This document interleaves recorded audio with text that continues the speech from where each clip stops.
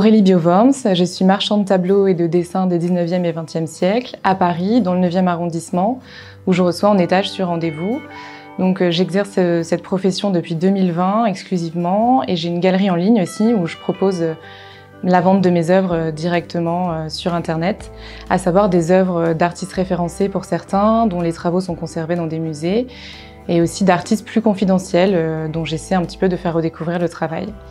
Et ma présence sur Internet me permet notamment de toucher une clientèle assez vaste à l'international. J'envoie souvent des œuvres à des clients à l'étranger. Pour ce qui est de ma formation, donc j'ai une double formation en droit des affaires et en histoire de l'art à l'université et à l'école du Louvre. Donc ça c'est pour les volets théoriques de ma formation parce qu'en pratique c'est surtout sur le terrain que j'ai appris beaucoup de choses en manipulant les objets, au contact aussi de mes pairs, de mes confrères. J'ai travaillé pour plusieurs marchands et experts, je les ai assistés dans leurs travaux de recherche et c'est surtout ces rencontres-là qui sont avérées fondamentales dans mon parcours et qui m'ont donné envie en fait d'exercer cette profession, notamment quand j'ai vu l'épanouissement que ça leur procurait et cette grande curiosité aussi qu'ils avaient. Je me restreins à aucun mouvement artistique, il s'avère que voilà, j'essaie de sélectionner des images qui me plaisent et c'est au gré de ces découvertes que voilà, une composition va retenir mon attention et à partir de ça, je vais étayer avec des recherches et ça m'amène souvent à découvrir des artistes dont j'ignorais l'existence et ça, c'est vraiment quelque chose qui me plaît beaucoup. Et quand on arrive comme ça à emmener avec nous des clients qui nous font confiance, notamment quand on essaie d'incarner un goût personnel, de proposer un goût personnel, c'est très satisfaisant de voir des gens nous faire confiance et de saluer un petit peu notre travail. Il y a aussi, je dirais, la grande liberté que m'offre ce métier, une liberté de choix, une liberté dans ma manière de travailler. Et il y a autant de manières de travailler que de marchands eux-mêmes et ça c'est un peu le propre de notre profession et c'est un aspect qui me plaît beaucoup.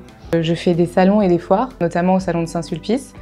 J'ai aussi participé au salon des avant-gardes, qui est un salon assez récent, axé sur le début du XXe siècle. La présence sur Internet ne remplace pas les échanges physiques qu'on peut faire lors de ces salons avec des spécialistes, avec nos clients, avec nos confrères aussi.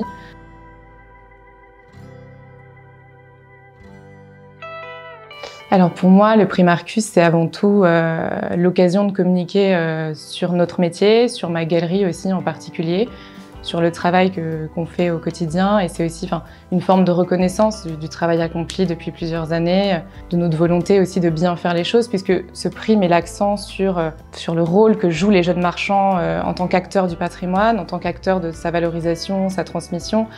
Pour moi, il y a un challenge qui va un petit peu au-delà de ça, c'est de créer un lien qui va perdurer avec les gens de notre génération puisque ce seront nos clients dans les 5 prochaines décennies, donc c'est aussi important de les emporter avec nous.